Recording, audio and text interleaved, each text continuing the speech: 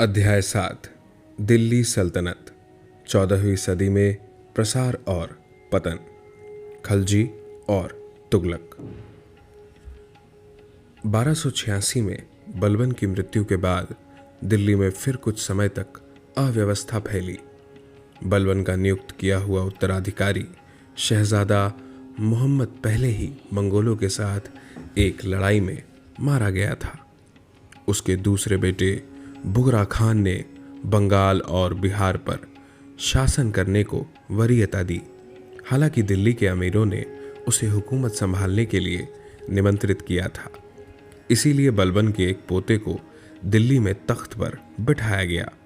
लेकिन वह इतना छोटा और अनुभवहीन था कि स्थिति को संभाल नहीं सकता था।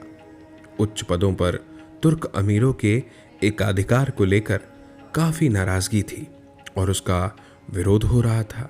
खलजियों जैसे अनेक गैर तुर्क गौरी आक्रमण के समय भारत में आ चुके थे। उन्हें दिल्ली में कभी पर्याप्त मान्यता नहीं मिली और आगे बढ़ने का अवसर पाने के लिए उन्हें बंगाल और बिहार में जाना पड़ा। उन्हें सैनिकों के रूप में भी रोजगार मिला और उनमें से बहुतों को मंगोल चुनौती का सामना करने के लिए उत्तर पश्चिम में नियुक्त किया गया था। कालांतर में अनेक भारतीय मुसलमान भी कुलीन वर्ग में शामिल हो चुके थे, जैसा कि बलबन के खिलाफ इमादुद्दीन रेहान को लाए जाने के ढंग से पता चलता है। उच्च पदों से वंचित किए जाने पर उनमें भी असंतोष था। नासिरुद्दीन महमूद के बेटों को किनारे करके बलबन ने स्वयं दिखा दिया था कि एक सुस्थापित राजवंश के वंशजों को दरकिनार करके एक सफल सिपह सालार स्वयं गद्दी पर बैठ सकता है, बशर्ते उसे कुलीनों और सेना का पर्याप्त समर्थन प्राप्त हो। खलजी 1290 से 1320। इन कारणों से जलालुद्दीन खलजी के नेतृत्व में खलजी कुलीनों के एक दल ने 1290 में बलबन के उत्तराधिकारियों को उखाड़ फेंका। जलालुद्दीन उत्तर पश्चिम सीमा का प्रधान रक्षक था और मंगोलों के खिलाफ उसने अनेक सफल लड़ाइयां लड़ी थी। कुलीनों के गैर तुर्क भाग ने खलजी विद्रोह का स्वागत किया। खलजी मिश्रित तुर्क अफगान मूल के थे। उन्होंने तुर्कों को उच्च पदों से बाहर तो नहीं रखा, पर खलजियों के सत्तारोहण ने उच्च पदों पर तुर्कों के एकाधिकार को अवश्य समाप्त कर दिया। जलालुद्दीन खलजी मात्र 6 वर्षों तक शासक रहा। उसने बलबनी हुकूमत के कुछ कठोर पक्षों में नरमी लाने की कोशिश की। वह दिल्ली सल्तनत का पहला शासक था जिसने यह विचार सामने रखा कि शासन जनता के समर्थन पर आधारित होना चाहिए, और चूंकि भारत की जनता का बहुमत हिंदुओं का है, इसलिए यहाँ राज्य सही अर्थों में इस्लामी राज्य नहीं हो सकता। उसने सहिष्णुता की नीति अपनाकर और कठोर दंडों से परहेज करके कुलीन वर्ग की सदिच्छा जीतने का प्रयास भी किया। लेकिन उसके समर्थकों समेत अनेक व्यक्ति इसे एक कमजोर नीति मानते थे जो समय के अनुकूल न थी। दिल्ली सल्तनत को अनेक अंदरूनी और बाहरी शत्रुओं का सामना करना पड़ा था और इस कारण असुरक्षा की भावना व्याप्त रही। जलालुद्दीन की नीति को अलाउद्दीन ने पलट दिया, जो अपने विरोधियों को कठोर दंड देता था। अलाउद्दीन खलजी 1296 से 1316 अपने चाचा श्वसुर जलालुद्दीन का धोखे से कत्ल करके सत्ता में आया। अवध का सूबेदार रहते हुए दक्कन में स्थित देवगीर पर हमला करके अलाउद्दीन ने भारी खजाना जमा किया था। जलालुद्दीन इस खजाने को पाने की आशा में अपने भतीजे से मिलने कड़ा गया था। उसने अपनी अधिकांश सेना को पीछे छोड़ दिया और कुछ ही अनुयायियों को साथ लेकर उसने गंगा को पार की ताकि उसका भतीजा भाग न खड़ा हो। अपने चाचा का कत्ल करने के बाद अलाउद्दीन ने सोने चांदी का जमकर खेल खेलते हुए अधिकांश कुलीनों और सैनिकों को अपनी ओर कर लिया। लेकिन कुछ समय तक अलाउद्दीन को अनेक विद्रोहों का सामना करना पड़ा। कुछ चिढ़े हुए अमीरों और कुछ अलाउद्दीन के अपने संबंधियों की बगावतों का। अपने विरोधियों को आतंकित करने के लिए अलाउद्दीन खिलजी ने कठोर और निर्मम तरीके अपनाए। सोने के मोह में उसकी ओर आने वाले अधिकांश अमीर या तो मार डाले गए या बर्खास्त कर दिए गए और उनकी संपत्ति जब्त कर ली गई। उसने अपने परिवार के विद्रोही सदस्यों को भी कठोर सजाएं दी। जलालुद्दीन के समय में ही कुछ हजार मंगोल इस्लाम अपनाकर दिल्ली में बस चुके थे। अलाउद्दीन ने उन सब का सफाया कर दिया क्योंकि इन नव मुस्लिमों ने गुजरात की लूट के और बड़े हिस्से की मांग करते हुए विद्रोह कर दिया था। अलाउद्दीन ने इन विद्रोहियों के बीवी बच्चों को भी कठोर सजाएं दी। इतिहासकार बर्नी के अनुसार यह एक नई प्रथा थी और इसे उसके उत्तराधिकारियों ने जारी रखा। अलाउद्दीन ने अमीरों को अपने खिलाफ षड्यंत्र करने से रोकने के लिए अनेक नियम बनाए। उनके भोज या समारोह आयोजित करने पर या सुल्तान की अनुमति के बिना विवाह संबंध स्थापित करने पर रोक लगा दी गई। प्रायः मध्य एशियाई कबीलों से संबंध रखने वाले शक्तिशाली कुलीनों के बीच विवाह संबंध गुटबंदियों या विद्रोहों का आधार हुआ करते थे। ऐसे संबंध बनाने और उनके लिए आयोजित दावतों को हतोत्साहित करने के लिए उसने शराब और नशीली वस्तुओं के उपयोग पर प्रतिबंध लगा दिया। अमीर जो कुछ कहते और करते थे उससे सुल्तान को बाखबर रखने के लिए उसने एक जासूस सेवा की स्थापना भी की। इस निर्मम उपायों से अलाउद्दीन खिलजी ने अमीरों का हौसला तोड़ दिया और उन्हें पूरी तरह ताजदार का अधीन बना दिया। उसके जीवन काल में फिर कोई विद्रोह नहीं हुआ, लेकिन दीर्घकालिक दृष्टि से उसके उपाय राजवंश के लिए हानिकारक साबित हुए। पुराना कुलीन वर्ग नष्ट कर दिया गया और नए कुलीन वर्ग को दिल्ली में सत्तारूढ़ होने वाले किसी भी व्यक्ति को स्वीकार करने की शिक्षा दी गई। 1316 में अलाउद्दीन खिलजी की मृत्यु के बाद यह बात स्पष्ट हो गई। उसके चहेते मलिक काफूर ने अलाउद्दीन के एक नाबालिग बेटे को गद्दी पर बिठाया तथा अमीरों के किसी विरोध का सामना किए बिना उसके दूसरे बेटों को कैद कर लिया या अंधा बना दिया। इसके बाद जल्द ही महल के पहरेदारों द्वारा काफूर मारा गया और हिंदू से मुस्लिम बन जाने वाला एक व्यक्ति मलिक खुसरो तख्त पर बैठा। उस समय के इतिहासकार खुसरो को इस्लाम के खिलाफ जाने और हर तरह के इस्लाम विरोधी अपराध करने का दोषी ठहराते हैं, लेकिन वास्तविकता यह है कि खुसरो अपने पहले के किसी शासक से बुरा नहीं था। न कभी मुस्लिम अमीरों या दिल्ली की जनता ने उसके खिलाफ खुलकर विरोध व्यक्त किया। यहाँ तक कि दिल्ली के सुप्रसिद्ध सूफी संत निजामुद्दीन औलिया ने भी उसके तोहफों को स्वीकार करके उसे मान्यता दी। इसका एक सकारात्मक पहलू भी था।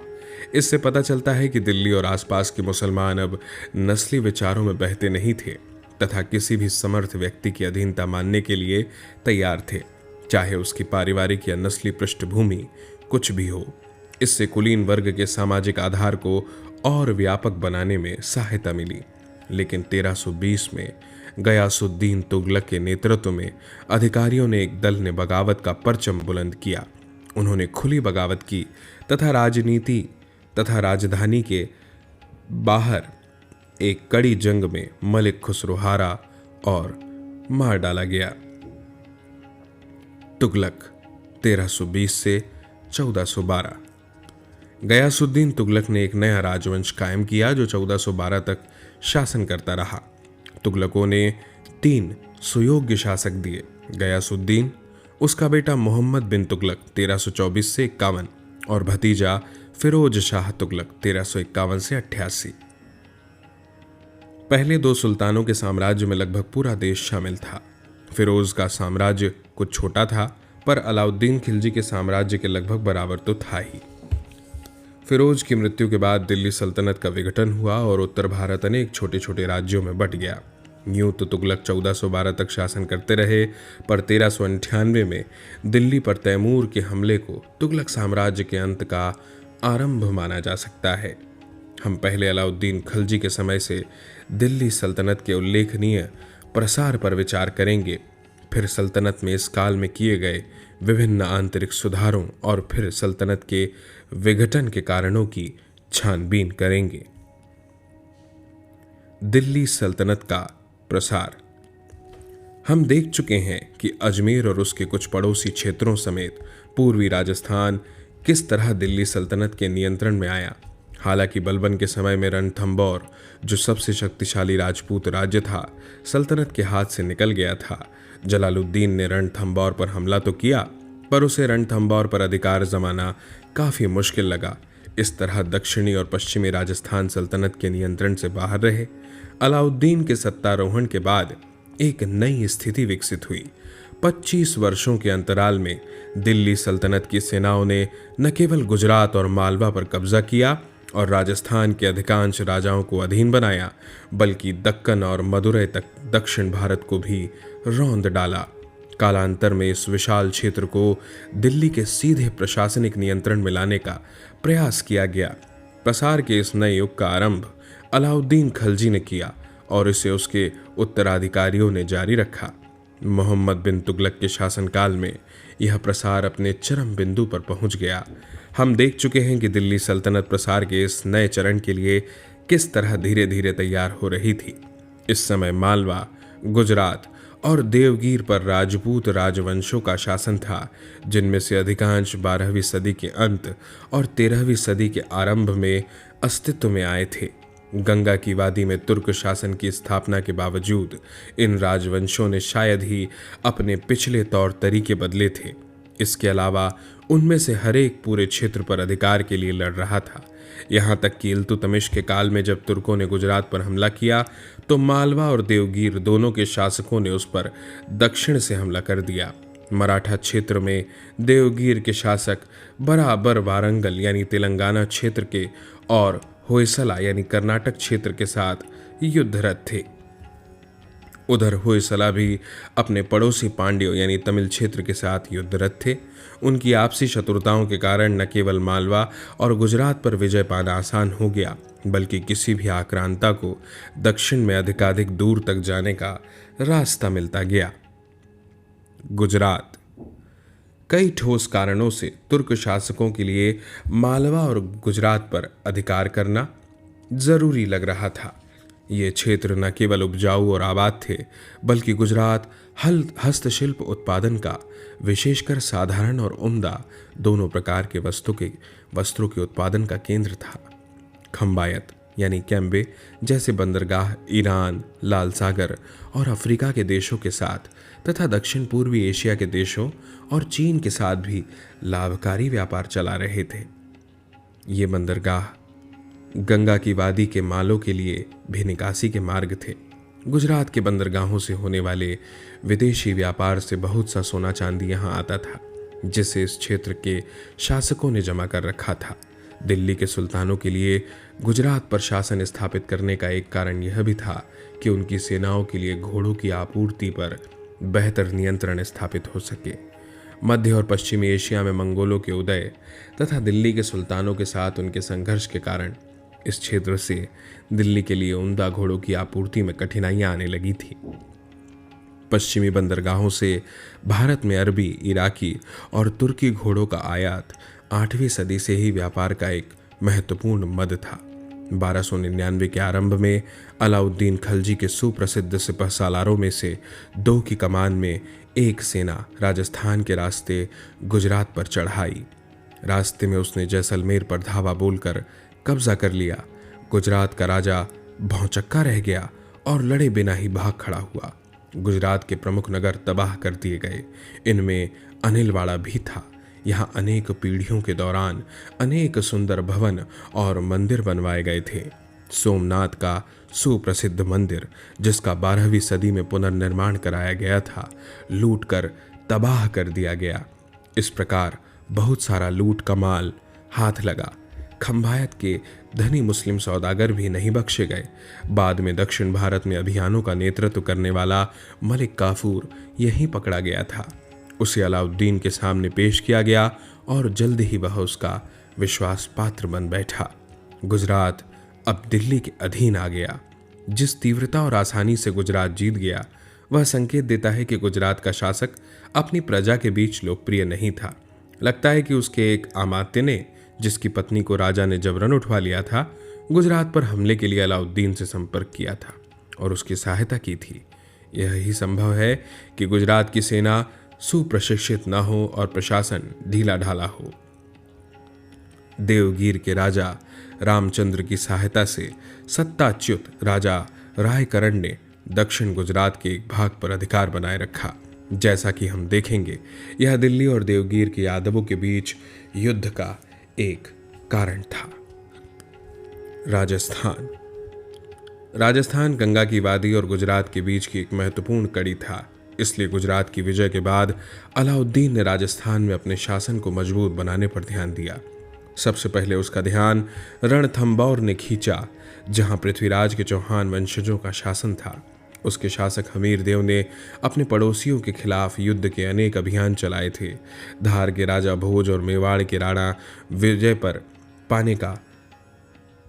पर विजय पाने का श्रेय भी उसे ही दिया जाता है, लेकिन यही जीतें उसका काल साबित हुई।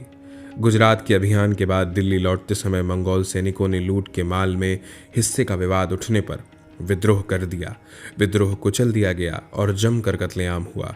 2 मंगोल अमीर शरण पाने के लिए भागकर रणथंबौर चले गए।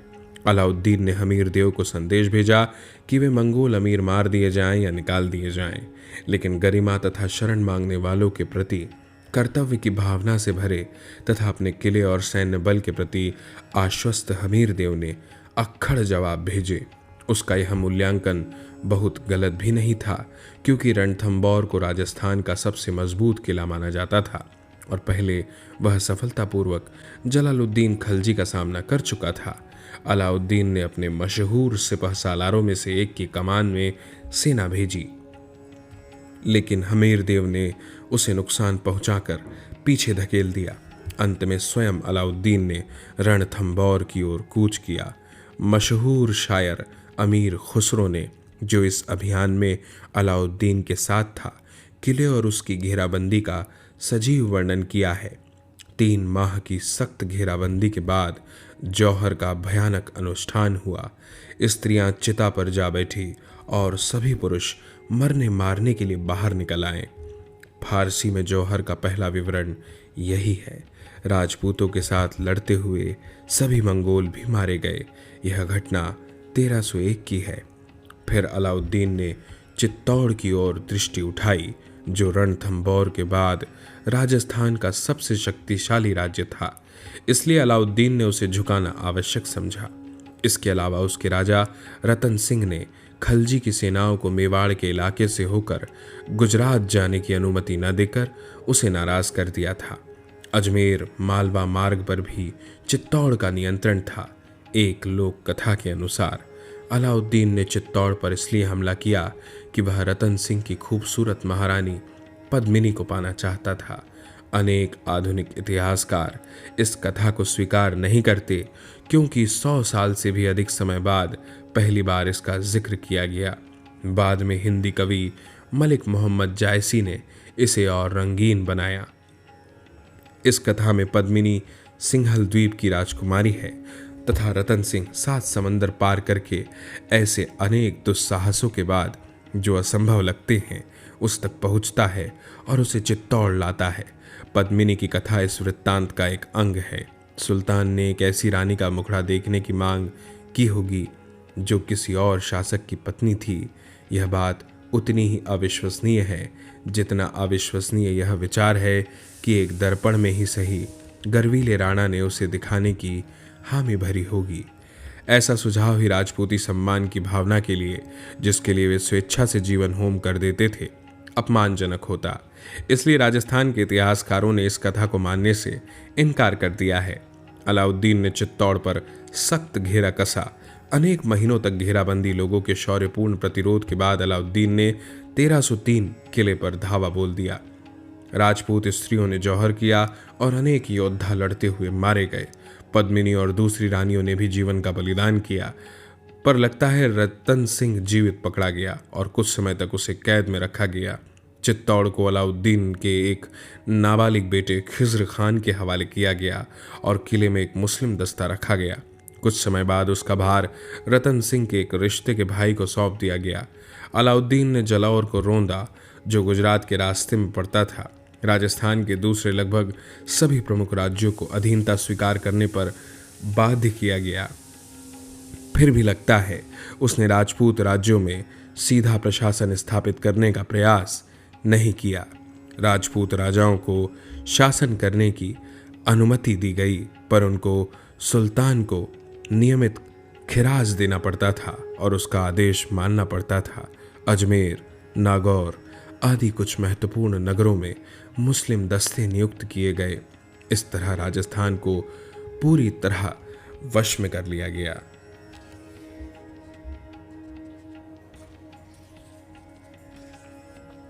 दक्कन और दक्षिण भारत। राजस्थान की विजय पूरी करने के पहले ही अलाउद्दीन मालवा को जीत चुका था, जो अमीर खुसरो के अनुसार इतना लंबा चौड़ा था कि होशियार भूगोल शास्त्री भी उसकी सीमाओं का निश्चय कर पाने में असमर्थ थे। राजस्थान के विपरीत मालवा में प्रत्यक्ष प्रशासन स्थापित किया गया और उसे संभालने के लिए एक सूबेदार नियुक्त किया गया। 1306 से 7 के बीच अलाउद्दीन ने 2 अभियानों की योजना बनाई। पहला रायकरण के खिलाफ था, जो गुजरात से निकाले जाने के बाद मालवा की सीमा पर स्थित बगलाना पर राज कर रहा था। रायकरण बहादुरी से लड़ा पर लंबा प्रतिरोध न कर सका। दूसरा अभियान देवगीर के राजा राय रामचंद्र के खिलाफ था, जो रायकरण से गठजोड़ किए हुए था। इस फौज की कमान अलाउद्दीन के गुलाम मलिक काफूर को सौंपी गई। राय रामचंद्र ने काफूर के आगे समर्पण कर दिया। उसके साथ सम्मान का व्यवहार करके उसे दिल्ली भेज दिया गया, जहां कुछ समय बाद राय रायान की उपाधि देकर उसके इलाके उसे लौटा दिए गए। उसे 1 लाख तंकों का उपहार दिया गया और साथ में सुनहरी रंग का छत्र भी, जो राजत्व का प्रतीक था। उसे गुजरात का एक जिला भी दिया गया। उसकी एक बेटी का विवाह अलाउद्दीन से हुआ। राय रामचंद्र के साथ यह गठबंधन दक्कन में अपनी शक्ति बढ़ाने में अलाउद्दीन के लिए बहुत मूल्यवान साबित हुआ। 1309 और 1311 के बीच मलिक काफूर ने दक्षिण भारत में 2 अभियानों का नेतृत्व किया। एक तो तेलंगाना क्षेत्र में वारंगल और दूसरा द्वार समुद्र यानी आधुनिक कर्नाटक, मालाबार और मदुरै यानी तमिलनाडु के खिलाफ। इन सुदूर अभियानों के बारे में बहुत कुछ लिखा गया है। इसका आंशिक कारण है कि उन्होंने समकालीनों की कल्पना शक्ति को जागृत किया। अलाउद्दीन के दरबार से कवि अमीर खुसरो ने उन्हें एक पुस्तक का विषय ही बना डाला।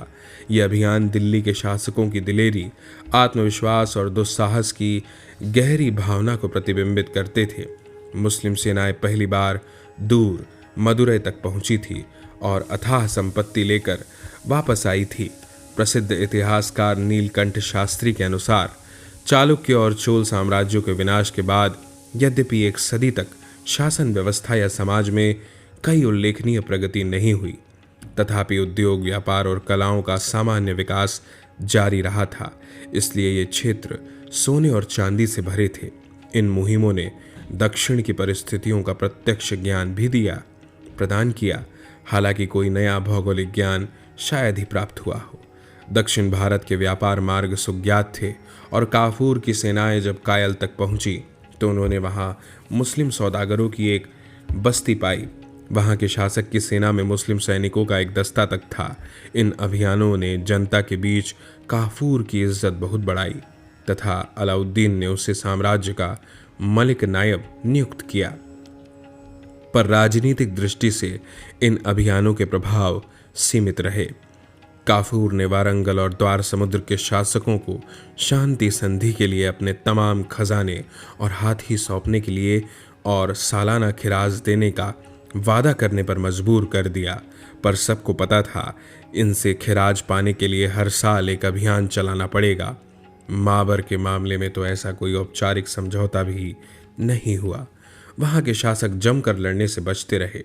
काफूर जितना लूट सकता था उसने लूटा। इनमें अनेक प्रसिद्ध और समृद्ध मंदिर भी शामिल थे, जैसे चिदम्बरम, आधुनिक मद्रास के पास का मंदिर। पर उसे तमिल सेनाओं को हराए बिना दिल्ली लौटना पड़ा।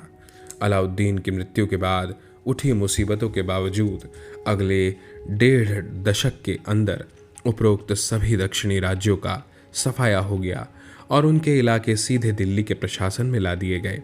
अलाउद्दीन स्वयं दक्षिणी राज्यों के प्रत्यक्ष प्रशासन के पक्ष में नहीं था, पर इसी नीति में परिवर्तन का आरंभ उसके जीवन काल में हो चुका था। 1315 में राय रामचंद्र की मृत्यु हुई, जो दिल्ली का पक्का वफादार था, किंतु उसके बेटों ने दिल्ली का जुआ उतार फेंका। मलिक काफूर फौरन चढ़ आया, बगावत को कुचला और क्षेत्र का सीधा प्रशासन करने लगा। लेकिन अनेक बाहरी क्षेत्रों ने स्वयं को स्वतंत्र घोषित कर दिया, जबकि कुछ राज्य के वंशजों के नियंत्रण में रहे। तख्त पर बैठने के बाद मुबारक शाह ने फिर देवगीर को अपने अधीन किया और वहां एक मुस्लिम सूबेदार बिठा दिया। उसने वारंगल पर भी धावा बोलकर वहां के राजा को अपना एक जिला सौंपने और हर साल बतौर खिराज सोने की 40 ईंटें देने पर मजबूर किया। सुल्तान के एक गुलाम खुसरो खान ने माबर पर लूटपाट के लिए धावा बोला और समृद्ध कयल नगर को तबाह कर दिया, परंतु इस क्षेत्र को विजित नहीं किया गया। 1320 में गयासुद्दीन तुगलक के सत्तारोहण के बाद आगे बढ़ने की एक आबाद और जोरदार नीति अपनाई गई। सुल्तान के बेटे मोहम्मद बिन तुगलक को इस उद्देश्य से देवगीर में नियुक्त किया गया। वारंगल के राजा ने निर्धारित खिराज नहीं दिया था। इस आधार पर मोहम्मद बिन तुगलक ने फिर वारंगल पर घेरा डाला। आरंभ में उसे पीछे हटना पड़ा। दिल्ली में सुल्तान की मृत्यु की अफवाहें उड़ने के बाद दिल्ली की सेनाएं तीतर बीतर हो गई और प्रतिरक्षकों ने उन पर टूटकर उन्हें भारी हानि पहुंचाई। मोहम्मद बिन तुगलक को पीछे हटकर देवगीर आना पड़ा। अपनी सेनाओं को पुनर्गठित करके उसने फिर हमला किया और इस बार राय से कोई रहमदिली नहीं दिखाई। इसके बाद माबर को जीतकर सल्तनत में मिला लिया गया। मोहम्मद बिन तुगलक ने उसके बाद उड़ीसा पर हमला किया और भारी माल लेकर दिल्ली लौटा। अगले साल उसने बंगाल को अधीन बनाया, जो बलबन के समय से ही स्वतंत्र रहता आया था। इस तरह 1324 तक दिल्ली सल्तनत का क्षेत्र मदुरई तक फैल गया। इस क्षेत्र का आखिरी हिंदू रजवाड़ा दक्षिणी कर्नाटक का कंपिली था, जिसका 1328 में अधिग्रहण किया गया। मोहम्मद बिन तुगलक के एक रिश्ते के भाई को, जिसने बगावत की थी, वहां शरण दी गई थी। इस तथ्य ने हमले के लिए एक सुविधाजनक बहाना प्रदान किया। सुदूर दक्षिण और उड़ीसा समेत पूरब में दिल्ली सल्तनत के इस आकस्मिक प्रसार ने बेपनाह प्रशासनिक और वित्तीय समस्याएं पैदा की, जिनका मोहम्मद बिन तुगलक को सामना करना पड़ा। आगे हम इसका अध्ययन करेंगे कि उसने किस ढंग से इन समस्याओं को सुलझाने का प्रयास किया और इस बात ने स्वयं सल्तनत पर किस प्रकार के दबाव डाले।